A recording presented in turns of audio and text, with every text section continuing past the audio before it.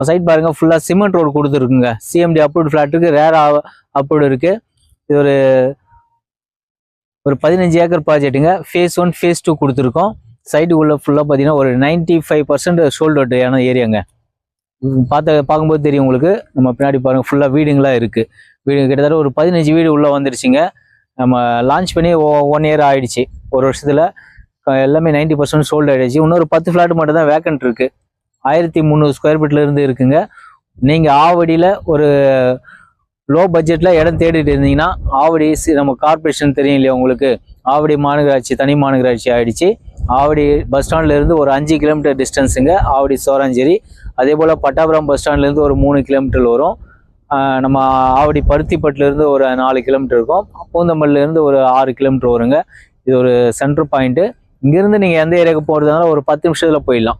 ஆவடி இருந்தாலும், பூந்தமல்லி இருந்தாலும், பட்டாபுரம் இருந்தாலும், பருத்திப்பட்டு இருந்தாலும் ஒரு 10 நிமிஷத்துல நீங்க போயிடலாம்.